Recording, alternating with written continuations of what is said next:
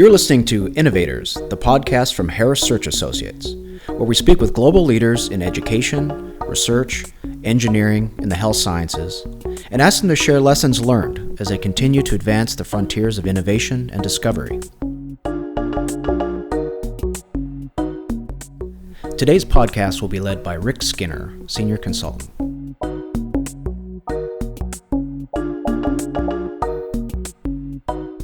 Today we have the real pleasure of talking with Dr. Dennis Mitchell. He is Vice Provost for Faculty Diversity and Inclusion and Senior Associate Dean for Diversity in the College of Dental Medicine at Columbia University.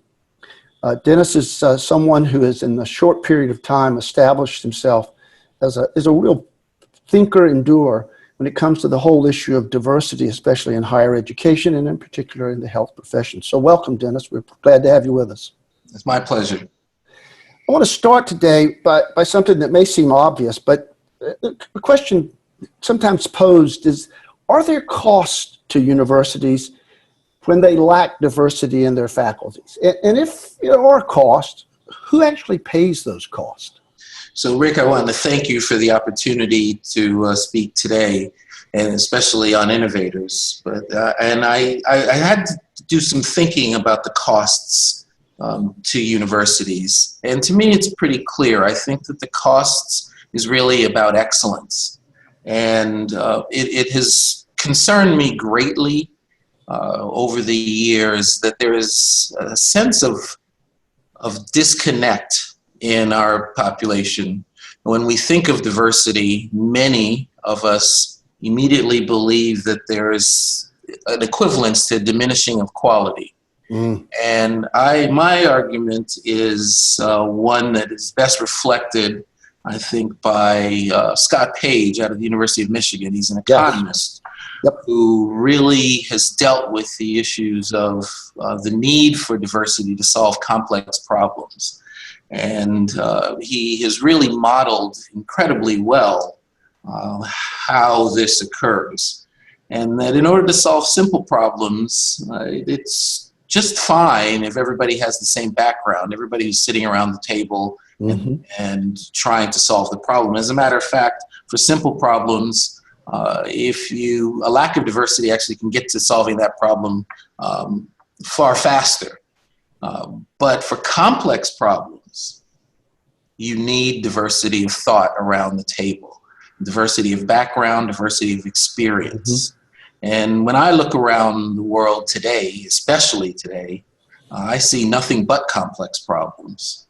And in order to get to the resolution for our society, and that's both local, national, as well as global, we really have to bring a diversity of thought, and that moves us to education, where we're talking now about students, about faculty, about leadership.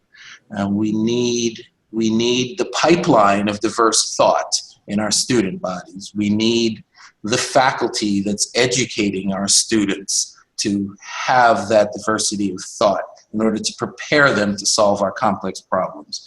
And we need diversity of our leadership to continue to guide us in that direction. So when you get to the place of who pays the cost, society, I think we all lose and we all pay the cost without it, because we're missing out on the opportunities for excellence, and we clearly need it. You know, Dennis, there's that old line that was used for years on advertising about a mind is a terrible thing to waste. You're suggesting, in a sense, that what we've been doing with the lack of diversity is, in effect, wasting a lot of brain power. Is that too simple-minded an approach? Great question. I think that's a piece of it. I think that, yes, we have done that. I would argue that we've had unanimity of thought, right?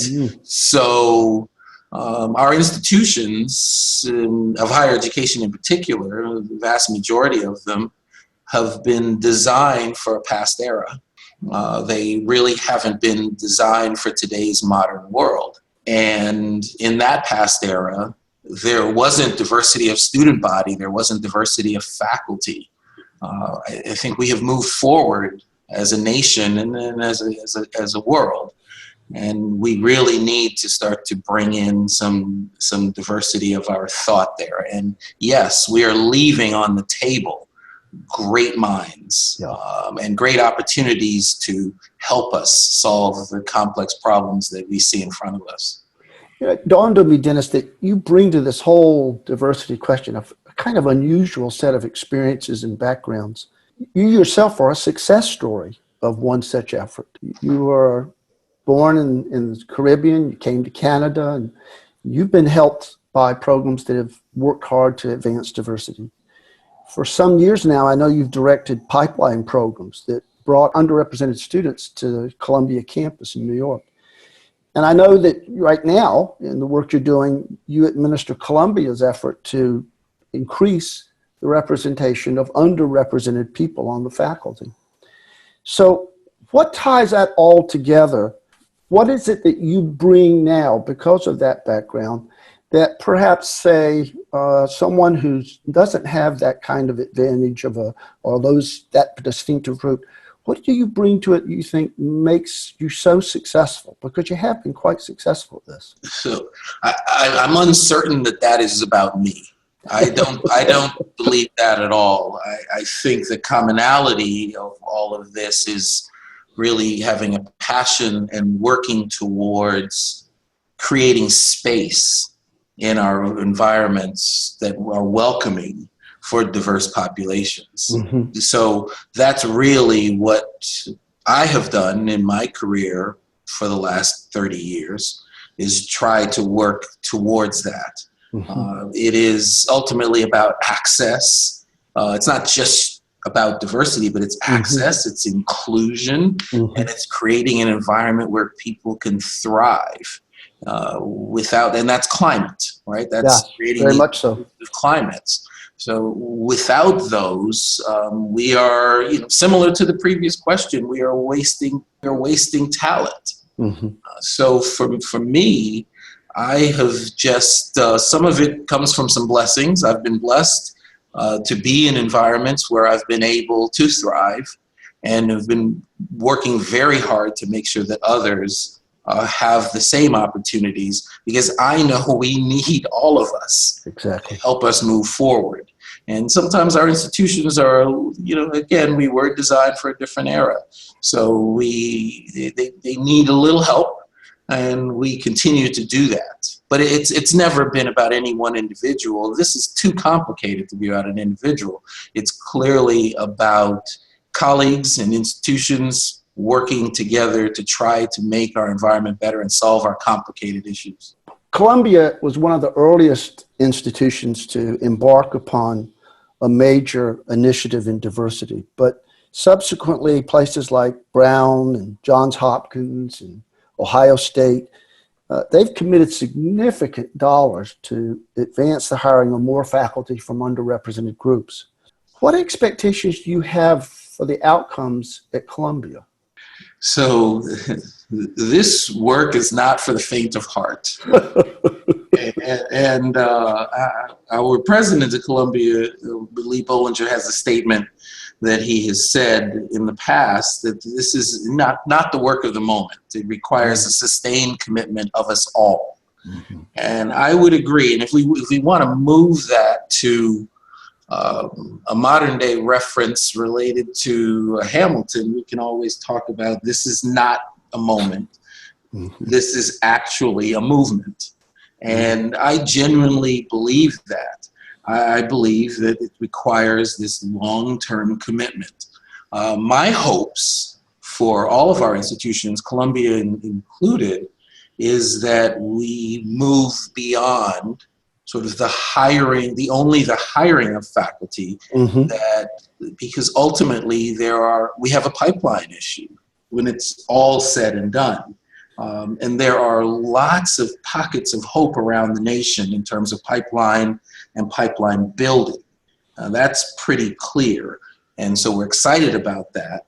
But when it's all said and done, we're really going to need to work on this collaboratively, because we can't just move around like chess pieces. Those of us who have made it to faculties on higher education, we have to build. that pipeline, build that pipeline so that we can really access all of our talent. So my hope for these institutions that are putting these incredible resources is that in addition to hiring, we also work on building. I would be unfair if I didn't ask what I think is a question that comes up in academia periodically when efforts such as the ones at Columbia are started. What do you say to those people who argue that programs that single out a particular group of people for recruitment, especially to highly selective universities, some people argue that's antithetical, completely antithetical to the principle of meritocracy, which a lot of people who are critical of diversity programs say that's really the fundamental piece of higher education, that it's a meritocracy. And in such, it's a democracy in that regard. I feel as if I've repeated myself a couple of times, but I think this goes back to the historical start of most of our institutions of higher education, which occurred in a different era. And we cannot use the thoughts and principles of those era and apply them to today. We just live in a far more complicated time.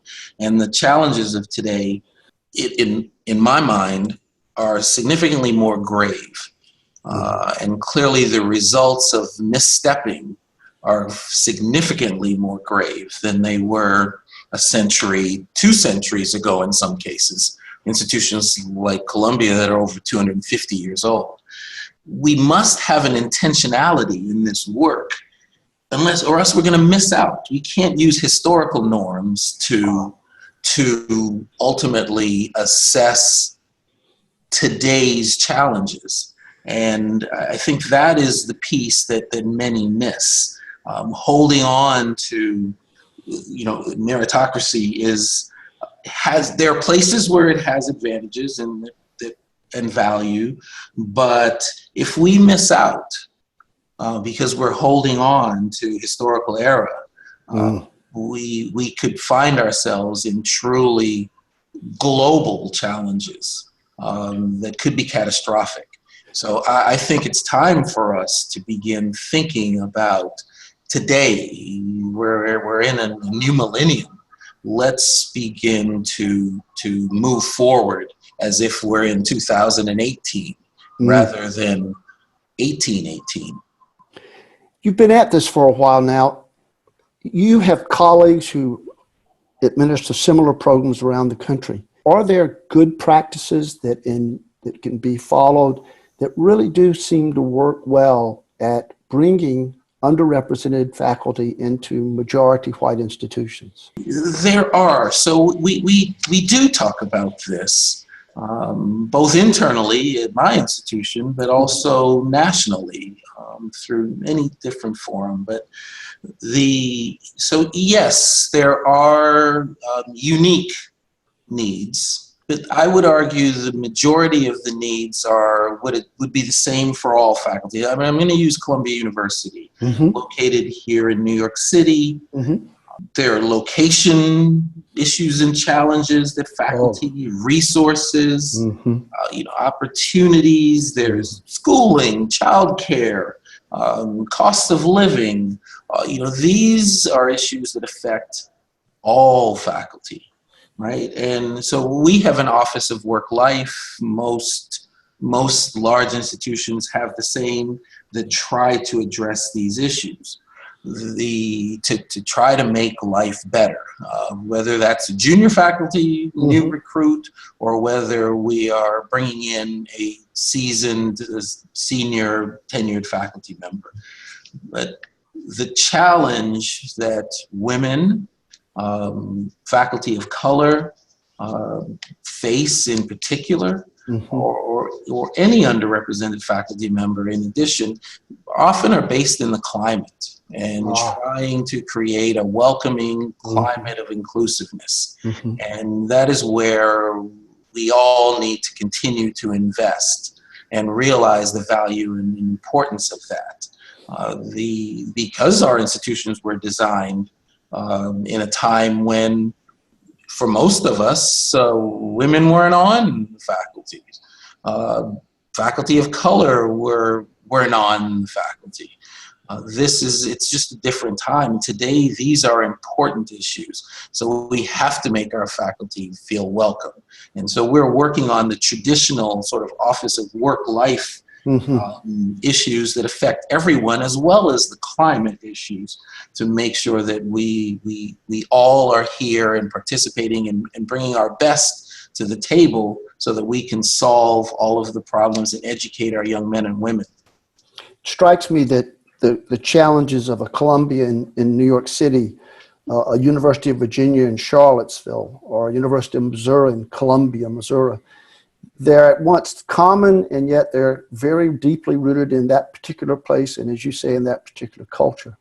That's correct. One thing I guess I want to close with that you maybe give a lot of thought to, and I hadn't thought of until you brought it up. I think I'm right. It was Elizabeth Blackwell who was the first woman in America to be admitted to a medical school. That was in 1849. Today, about a third of all practicing physicians are women.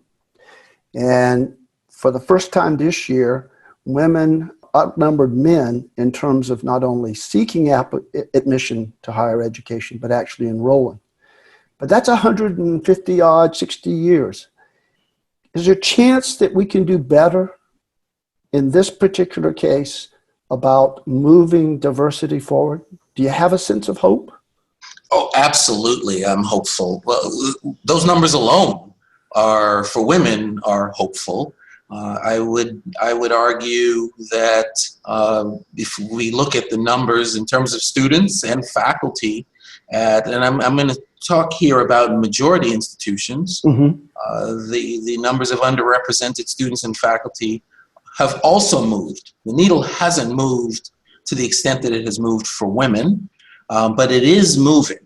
It's the pace that's the challenge. Yep. And for those of us who are trying to move that needle, it's where the frustration comes. But in terms of hope, of course, we can be incredibly hopeful. We are moving forward. We're just not moving forward as fast as I believe our society and ultimately our world needs. So we have work to do. We have a lot of work to do. But I'm absolutely hopeful.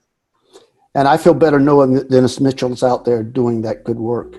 Oh, you're Dennis, kind. Thank you very much for your time. And thank you for listening to Innovators. Please join us again when we talk to someone who, like Dr. Mitchell, is making a difference in that world outside. Thank you for listening to Innovators, a production of Harris Search Associates. We'll have more insightful conversations with global thought leaders to follow.